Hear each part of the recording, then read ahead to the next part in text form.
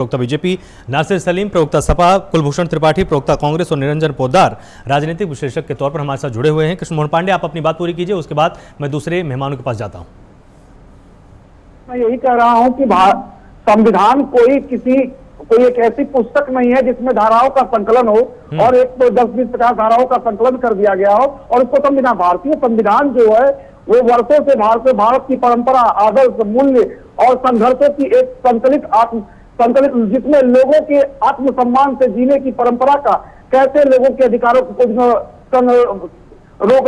व्यवहारित किया जाए, कैसे लोगों के अधिकारों को, कर्तव्यों को अधिकारित किया जाए और उन सबसे मिलाकर एक जो भारत की परंपरा, मूल्य, आदर्श और विचारों को संकलित कर जो भारत की अखंडता, एकता को, राष्ट्रीयता को प्रमाणित करने का वो कोई व्यवस्था है। वो भारतीय संविधान है, वो एक भारतीय ग्रंथ है और उसको वो कांग्रेस अपमानित आज की है जो 50 वर्षों तक उसी संविधान का शपथ लेकर इस देश पर राज करती रही। क्या इस देश के लिए ये संविधान मात्र आज संविधान का अपमान नहीं हुआ है, ये उस देश के 130 करोड़ लोगों का अपमान है जो कहते हैं हम भारत के लोग और हम भारत के लोग को करके वो संविधान को अंगीकार किए हैं। वो भारत के 130 करोड़ लोगों का अपमान है और ये जितने लोगों ने इस आज के संविधान संसदीय समारोह का विरोध किया है और अब बाइकाट किया है, इसका पूरा देश देख रहा है और इसका परिणाम पूरा देश इसका परिणाम भुगतना पड़ेगा। पूरा देश इसको देख रहा है, देश की जनता देख रही है कि कैसे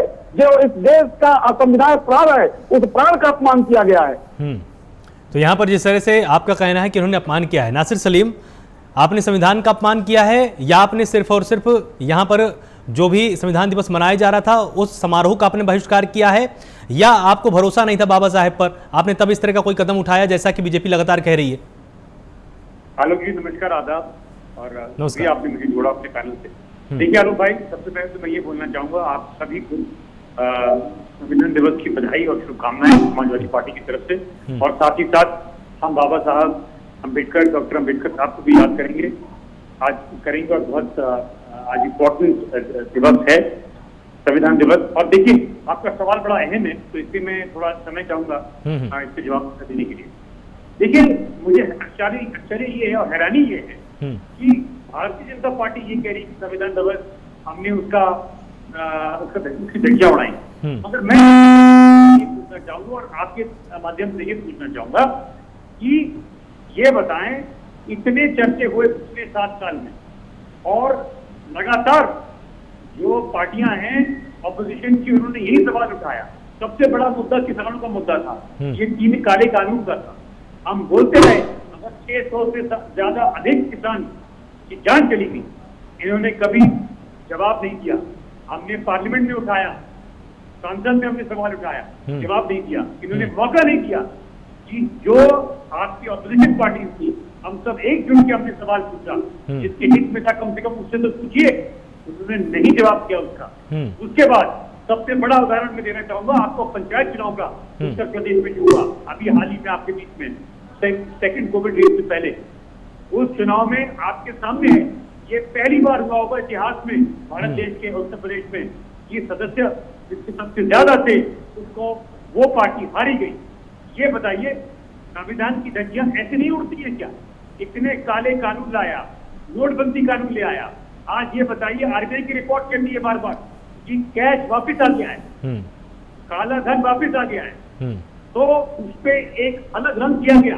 जब हमने इनसे सवाल पूछा एकजुट के, कोई जवाब नहीं आया। इन्होंने कहा कि हम जवाब नहीं देंगे पार्लियामेंट में। तो सबसे बड़ा सवाल आज ये है, अम्बेडकर जी का सवाल ये है और संविधान का सवाल ये है कि जो ये सरकार चला रही है ये कितना मानती है संविधान को। संविधान की धज्जियां उड़ाई जा रही है, चाहे वो ईडी हो, चाहे वो सीबीआई हो, जितनी भी संविधान की बड़ी बड़ी पोजीशंस और पोस्ट है तो सब भी कॉम्प्रोमाइज कर रखा है।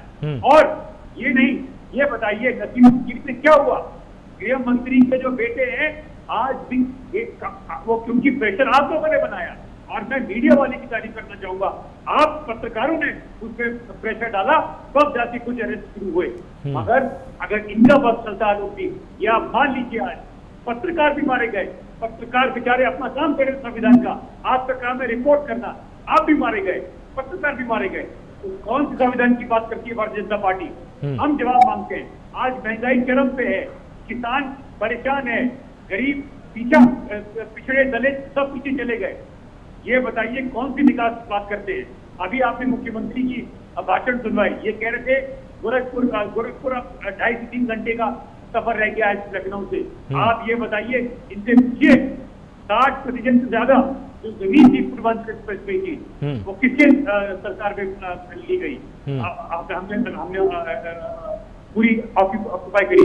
संविधान का सवाल और जहां तक उत्तर प्रदेश का सवाल है और प्रोग्रेसिव का सवाल है, आगे बढ़ने का सवाल है, साथ साथ जुड़ने का सवाल है और लोगों को इज्जत देने का सवाल है, ठीक, वो आज गायब हो रखा है। हाँ। सवाल रोजी रोटी का है, अधिकार का है, संविधान का है। ये सारा सवाल का जवाब ना उत्तर प्रदेश के पास, ठीक है, जवाब हम लेंगे यहाँ पर। बिल्कुल, जिस तरह के प्रश्न आपने यहाँ पर उठाए उन सभी प्रश्नों का उत्तर मैं यहाँ पर कृष्ण मोहन जी से जरूर लूंगा, लेकिन कुलभूषण त्रिपाठी भी हमारे साथ यहाँ पर जुड़े हुए हैं, कांग्रेस का पक्ष रखेंगे। कुलभूषण जी, आप संविधान का विरोध कर रहे थे, आप संविधान दिवस का विरोध कर रहे थे, या बाबा साहेब का विरोध कर रहे थे, या आप सिर्फ और सिर्फ सरकार का विरोध कर रहे थे? क्योंकि बीजेपी का तो यही कहना है कि मोदी विरोध में ये लोग इतने आगे चले गए हैं कि राष्ट्र सबसे पहले होता है, इसको भूल गए।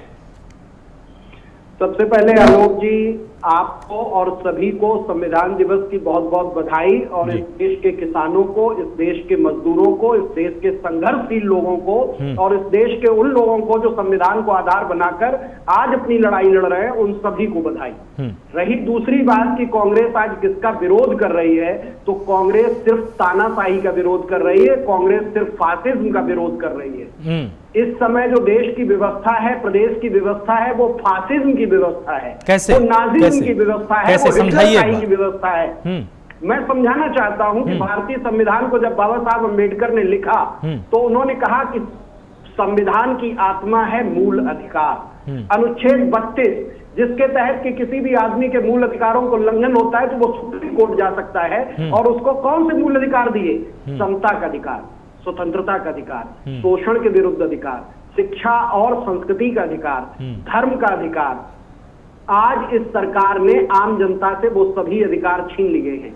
अगर जो कोई भी सरकार पे प्रश्न लगाता है तो वो आज किस पर प्रश्न है? वो देश पर प्रश्न है, वो राष्ट्रवाद पर प्रश्न है, वो राष्ट्र पर प्रश्न है। क्या मोदी जी राष्ट्र का पर्याय हो गए हैं? अरे साहब, संवैधानिक व्यवस्था में और संसदीय व्यवस्था में प्रधानमंत्री आते हैं, जाते हैं, सरकारें आती हैं, जाती हैं, लेकिन अगर जो किसी व्यक्ति की आलोचना, किसी सरकार की आलोचना, किसी नीति की आलोचना, अगर जो देश की आलोचना है तो ये संविधान की हत्या है। मैं कृष्ण मोहन पांडे साहब अभी कह रहे थे कि हमारे देश में संविधान सिर्फ किताब नहीं है। मैं मानता हूं आपकी बात को, लेकिन इस देश का संविधान लिखित संविधान है और उसमें जो चीजें लिखी गई हैं उनके मूल्यों को आपको मानना पड़ेगा। आपको अनुच्छेद 19 देना पड़ेगा, आपको अनुच्छेद 14 देना पड़ेगा। लोकतंत्र का मतलब आपको जनता के सामने लाना पड़ेगा। मूल अधिकारों का क्या हनन हो रहा है?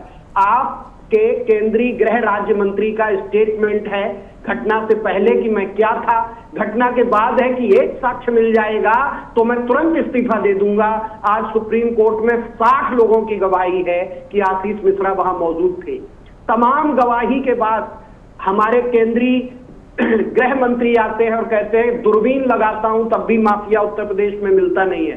दरअसल ये सिलेक्टिव पॉलिटिक्स, अपने हिसाब से चीजों को तय करने की रणनीति, यही संविधान की हत्या है। संविधान की संस्थाओं को आप फ्रंटल बना के यूज करते हैं, फ्रंटल के तौर पर उनका उपयोग करते हैं। आज जितने भी उद्घाटन और शिलान्यास हो रहे हैं वो चुनावी रैली की तरह हो रहे हैं। दरअसल कांग्रेस पार्टी की आपत्ति इस पे है कि आप संवैधानिक व्यवस्था को बनाए रहे।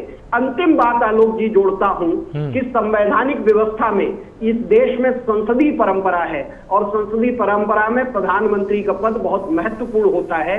और आज जब प्रधानमंत्री किसानों से माफी मांगते हैं, देश से माफी मांगते हैं और अपनी गलती पर उन्हें पछतावा होता है, फिर भी इस देश का किसान, इस देश का मजदूर उनकी बात सुनने को राजी नहीं है और उसको उन पर भरोसा नहीं है। संविधान की हत्या का इससे बड़ा कोई उदाहरण नहीं हो सकता है कि आपके कहने के बाद भी कि आप लोग अपने घरों को लौट जाइए क्योंकि मुझे कई राज्यों में चुनाव लड़ने जाना है, उसके बाद भी किसान कहता है कि साहब हम बॉर्डर पे टिके रहेंगे, आपको बात करनी पड़ेगी, आपको बात माननी पड़ेगी। और यही सब गवाही है कि आज इस देश में संविधान की, लोकतंत्र की हत्या हो रही है।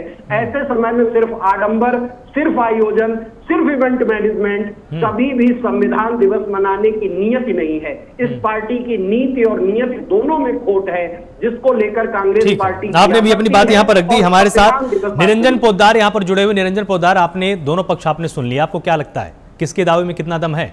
क्या संविधान की सम्मान को लेकर आपस में बहस की जा रही है या यहां पर भी विशुद्ध राजनीति ही है? देखिए आलोक जी, सबसे पहले सभी को संविधान दिवस की बहुत बहुत शुभकामनाएं। अब मैं आपको बताना चाहता हूं कि अभी जो पूर्व वक्ता बता रहे थे कि जो कांग्रेस के प्रवक्ता कह रहे थे, सबसे पहले मुझे एक चीज पे बहुत बड़ी आपत्ति है आलोक जी, और वो ये है कि संविधान की कभी हत्या नहीं हो सकती, क्योंकि संविधान हमारी आत्मा है, इस देश की आत्मा है, इस देश की प्राणवायु है संविधान। और संविधान की हत्या का नाम लेकर के मेरे हिसाब से इससे बड़ा संविधान का और देश का कोई अपमान नहीं हो सकता। आप संविधान के बारे में, उस संविधान के बारे में कुछ भी बोलिए, लेकिन हत्या शब्द प्रयोग मत कीजिए, क्योंकि मैं जब से मैं बड़ा हुआ हूं, पिछले 30 साल के अंदर आलोक जी, मैं कम से कम संविधान की हत्या हो गई विभिन्न राजनीतिक दलों द्वारा हजारों बार सुन चुका हूं कि संविधान की हत्या हो गई, संविधान की हत्या हो गई, संविधान की हत्या हो गई। मैं आज आपके चैनल के माध्यम से जानना चाहता हूं इन सभी से कि एक ऐसी क्या चीज है जिसकी हजारों बार हत्या हो जाती है फिर भी वो जीवित है? और अगर उसकी हत्या हो गई तो कल को अगर कांग्रेस पार्टी अगर सत्ता में आ गई, विपक्ष अगर सत्ता में आ गया, तो क्या वो उसको पुनर्जीवित करेगा या पुनर्जन्म देगा उसको?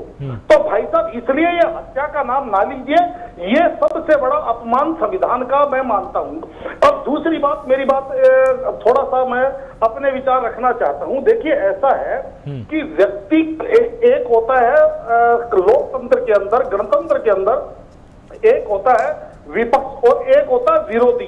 तो आज की जो राजनीति हो रही है वो बिल्कुल विरोधी वाली राजनीति हो रही है, क्योंकि अगर संसद के सेंट्रल हॉल में और सरकार द्वारा बनाए, तो भारतीय जनता पार्टी का कार्यक्रम नहीं है, वो सरकार का कार्यक्रम है, और सरकार इस जनता के द्वारा चुनी हुई सरकार है और उसका कार्यक्रम है। आप उससे सहमत हैं, नहीं है, आपकी विचारधारा उनसे मिलती है, नहीं मिलती है, लेकिन जैसे संसद के अंदर सारे सांसद बैठते हैं, अभी जैसे 29 तारीख से संसद का सत्र चालू होगा, आप भारतीय जनता पार्टी से, सरकार से सहमत होंगे, नहीं होंगे, लेकिन संसद के अंदर ही बैठ करके कानून बनेंगे। यहाँ का जो शासन है वो संसद से ही चलेगा, जो भी चीजें होंगी संसद से ही वो पारित होती है, सड़कों से केवल प्रभावित होती है, सड़कों से पारित नहीं हो सकती। जो इस देश के संविधान निर्माताओं ने आलोक जी जो व्यवस्था हमें दी है, चाहे वो कार्यपालिका की हो, चाहे वो न्यायपालिका की हो, चाहे वो मीडिया की हो, चाहे वो अन्य कोई हो, उन सब व्यवस्थाओं को आपको मानना पड़ेगा। अगर आज ऐसा नहीं हो सकता, अगर न्यायपालिका में आपके विपरीत, आपकी विचार के विपरीत न्यायपालिका ने फैसला कर दिया, आप कह देते हैं न्यायपालिका बिक गई है, पार्टी किसी राजनीतिक दल ने उस पर कब्जा कर लिया है। सेना अगर कोई कार्रवाई करती है, पाकिस्तान के ऊपर सर्जिकल स्ट्राइक करती है, एयर स्ट्राइक करती है, आप सेना के ऊपर सवाल उठाना चालू करते हैं, उसकी योग्यता पे सवाल उठाना चालू कर देते हैं, उसके सबूत मांगने लगते हैं। बहुत निंदनीय बात है। आप चुनाव आयोग, ठीक है, नासिर सलीम आपको कोई यहाँ पर उत्तर देना चाहते हैं? नासिर सलीम, 10 सेकंड और, हाँ, ये 10 सेकंड और आलोक जी, 10 सेकंड रुकिए। आप ईवीएम पे सवाल उठाना चालू कर देते हैं। अरे भैया, आखिर मानना तो इन्हीं व्यवस्थाओं को पड़ेगा ना। अब आप अपनी बात रखिए। ठीक है नासिर जी। देखिए, मैंने आपकी बात सुनी, मैं आपको बता दूं, सवाल अधिकार का है, कुलभूषण जी आ रहा हूं, रोटी का है और इज्जत का है। सवाल इस पे है, जनता ये मान रही है और हम तो जनता की आवाज आगे कर रहे हैं कृष्ण मोहन जी बार बार। और ये कहाँ से किस पार्टी ने बोला कि सर्जिकल स्ट्राइक पे हम आर्मी के साथ नहीं खड़े? हमें पूरी, अपने विपक्ष के तौर से कह सकता हूँ आलोक भाई, कि पूरी विपक्ष ने बहुत बहादुरी से हमने हर वक्त अपनी सेना की प्रशंसा करी और हम बहुत गर्व से कहते हैं। मगर सवाल उसका नहीं, सवाल जब रोटी का आता है तब आपको आती है आर्मी की याद, तब आपको आती है सर्जिकल स्ट्राइक की याद। सवाल ये है, कितनी बार जब किसान का मुद्दा उठा, किसान का बिल का मुद्दा उठा, इनका ये मानना है कि भैया हम डिस्कशन नहीं करेंगे, हम बहस नहीं करेंगे। अरे अगर आप बहस नहीं करेंगे तो आज आपने कानून वापस के लिए, वही बहस अगर आप पहले कर लेते अगर आप हमें मौका दे देते विपक्ष को अपनी बात रखने का आगे, तो आज की नौबत नहीं आती। 600 से अधिक किसान खत्म हो गए। हाँ। उसका परिणाम आपके सामने, काले कानून वापस किए गए, उसकी जिम्मेदारी कौन लेगा? ठीक है, आप ये बताइए आलोक भाई। मैं आज आपके सामने एक सवाल पूछना चाहूंगा आपके माध्यम से, और जनता को जवाब देना है, और जनता इसका मन बना लिया जनता है 2 साल बाद, इसका जवाब मिलेगा वक्त। मैं आपको बता दूं, अगर ये नोटबंदी नहीं करते, अगर नोटबंदी करना था, डिस्कशन करते, बहस करते, तो आज जो एमएसएमई की हालात हैं पूरे उत्तर प्रदेश में, आप चलिए मेरे साथ, एमएसएमई बिल्कुल खत्म हो चुका है। किसान आज खत्म, मतलब आपका संकेत ये है कि जो भी विरोध प्रदर्शन आज किया गया संविधान दिवस के मौके पर, वो अर्थव्यवस्था की चिंता की वजह से किया गया है। अर्थव्यवस्था, किसान, महंगाई, बेरोजगारी, ये सब पे सवाल उठाए, और संविधान ये कहता है सब बराबर है, और जो पिछड़े हैं, दलित हैं, सबके साथ हम खड़े हैं। अम्बेडकर जी ने क्या बात बोली? उन्होंने कहा सबका मूल अधिकार। आज ये बताइए, सारे एयरपोर्ट सिर्फ 2 बड़े-बड़े इंडस्ट्रीज के पास जा रहे हैं, सिर्फ 2 उद्योगपति के पास जा रहे हैं। लखनऊ एयरपोर्ट भी चलिए, मैं आपको बताता हूँ, जो 20 रुपए की कीमत थी, आज वही पार्किंग की कीमत 90 रुपए हो गई। एक तरफ आप उद्घाटन करते हैं अंतर्राष्ट्रीय हवाई अड्डा नोएडा की केवल में, तो हम आपको ये भी बता दें, ठीक है, संविधान का मतलब होता है सब पे बराबर। ठीक है, निरंजन पोद्दार उत्तर दीजिए, छोटा सा उत्तर दीजिएगा, उसके बाद कृष्ण मोहन जी आपके पास आ रहा हूँ। ऐसा है आलोक जी, ऐसा है आलोक जी, अभी ये बंधुवर बोल रहे थे कि संविधान हमें अधिकार देता है, तो मैं आपकी जानकारी के लिए बता दूं, संविधान के अंदर संविधान ने अगर आपको अधिकार दिया है, तो संविधान ने आपके कुछ दायित्व भी तय किए हैं, और उन दायित्वों का निर्वहन करना भी आपका कर्तव्य है। उन दायित्वों का निर्वहन करना भी आपका कर्तव्य है। रही बात आप संसद के अंदर किसानों के ऊपर बहस की बात करते हैं, तो मुझे एक बात बताइए, मानसून सत्र शुरू होता है, आप मामला पेगासस को लेकर के संसद को आप बंधक बना लेते हैं, और आप उस टाइम आप किसानों के ऊपर चर्चा क्यों नहीं करते? विपक्ष उस टाइम किसानों पे चर्चा क्यों नहीं करता था? और तीसरी बात, अभी जो हमारे महानुभाव कह रहे थे कि कुछ गिने चुने पूंजीपति सारे एयरपोर्ट पे कब्जा करते जा रहे हैं, सारा काम बिड से हो रहा है, सारा काम ऑनलाइन बिड होती है। आप लाइए उनसे बड़ी कोई दूसरी कंपनी और उससे बिड लगवाइए। अगर उस कंपनी को बाइकआउट करके सरकार उनको देती है तो सरकार दोषी है। ऐसा है, लगाना जो है वो राजनीति नहीं होती है। ठीक है, नासिर जी छोटा सा उत्तर दीजिएगा, बिल्कुल छोटा सा उत्तर, नासिर जी छोटा सा उत्तर। हेलो भाई, पहली चीज, ऑनलाइन का जो बिडिंग सिस्टम है, उससे हमें सब पता है कैसे क्या विक्रम खेली जाती है, हमें ना समझाएं। ऐसा कैसा है कि ऑनलाइन बड़ा अच्छा परम्यूटेशन कॉम्बिनेशन करता है कि वही तो उद्योगपति आ जाए। तीसरा सवाल मैं आपसे ये पूछना चाहूंगा, ये बताइए, अभी उन्होंने बहुत बड़ा सवाल पूछा किसानों का, आप ये बताएं, जब हमने ये बोला कि C2 स्वामीनाथन कमेटी की रिपोर्ट के तहत आप किसानों का बिल लाइए, C2 प्लस 50% दीजिए, और MSP अपने आप दी गारंटी हो जाएगी, तब तो आपने बात ही नहीं करी। ठीक है, आपने कहा कुलभूषण जी छोटा सा उत्तर दीजिएगा। समाजवादी पार्टी तो यही करी। छोटा सा उत्तर आलोक जी, 2-3 प्रश्न थे निरंजन पोद्दार साहब के। बोलिए। मैं उनके 2-3 प्रश्नों का उत्तर दे रहा हूं, और उनसे ये निवेदन करूंगा कि थोड़ा सा ठीक पढ़ के आए। संविधान की हत्या का अर्थ होता है कि संविधान के किसी भी अनुच्छेद का उल्लंघन करना या संविधान के किसी अनुच्छेद का पालन न करना। दूसरा, उन्होंने कहा कि कोई भी कानून सड़क से पारित नहीं होगा, कानून तो संसद से ही पारित होगा। मैं उनसे पूछना चाहता हूं कि आज 1 साल हुआ है किसान आंदोलन को, क्या सड़क पे बैठे हुए किसानों के कारण प्रधानमंत्री को माफी नहीं मांगनी पड़ी और कृषि कानून उन्होंने वापस नहीं लिए? कृषि कानून उन्होंने क्या संसद में वापस लिए?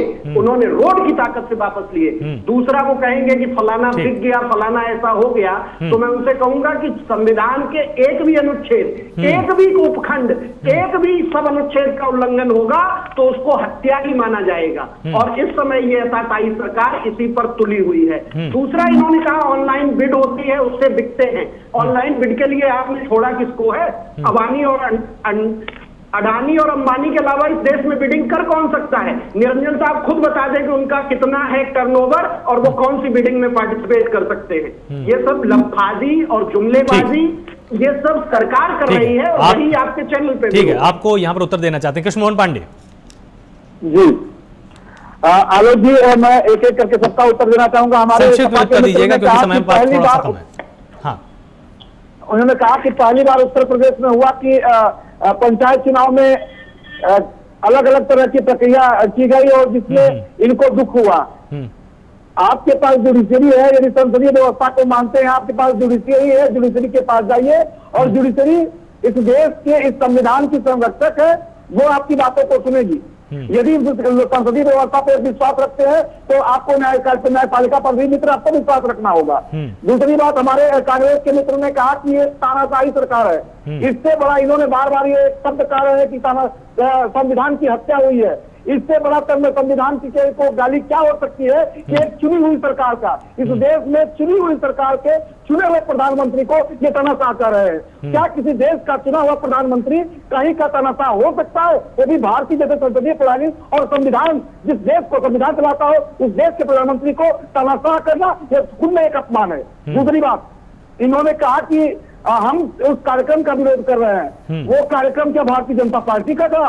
वो कार्यक्रम सेंट्रल हॉल में हो रहा था, इस देश की संसदीय व्यवस्था से स्थापित सेंट्रल हॉल में हो रहा था और वहां पे स्पीकर ने इस कार्यक्रम को रखा था। देश के संसदीय व्यवस्था के सर्वोच्च व्यक्ति स्पीकर द्वारा वो कार्यक्रम बुलाया गया था और देश के राष्ट्रपति, देश के उपराष्ट्रपति का एक कार्यक्रम था और किसी भी देश का राष्ट्रपति, प्रधानमंत्री, उपराष्ट्रपति और स्पीकर किसी पार्टी विशेष का नहीं, वो देश का होता है, वो संविधान का होता है और उनका अपमान संविधान का अपमान है। और इन्होंने कहा कि हमारे कुलभूषण कहा कि किसानों से बातचीत नहीं हुई। साहब 11 राउंड की बात हुई है, आपको शायद इस बात का नजर नहीं है तो आप भी अध्ययन करके आया कीजिए। 11 राउंड की बात हुई है। ठीक है, तो आप सभी ने अपना अपना यहाँ पर पक्ष रखा, आप सभी ने स्पष्ट किया कि आखिरकार दोनों तरफ से जो लगातार दावे किए गए आज पूरे दिन कि किसने संविधान का अपमान किया और किसने संविधान को बचाया, इसमें कितनी सच्चाई है, यहां पर सभी प्रवक्ताओं ने स्पष्ट करने की पूरी कोशिश की है।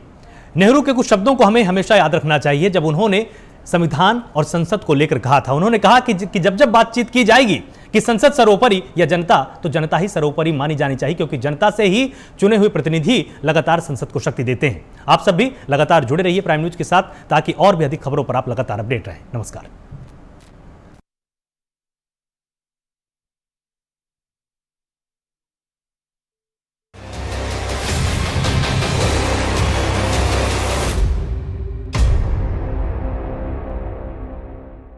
यहाँ ऐसी माएं हैं जो तुम जैसे बेटों को जन्म देती हैं, जो हमेशा सच्चाई के लिए लड़ते हैं, हारते हैं लेकिन रुकते नहीं, चाहे कुछ भी हो जाए टूटते नहीं। 9 सैनिटरी पैड सलाम करता है उन सभी औरतों को जो देश के लिए और उसके सम्मान के लिए लड़ते हैं।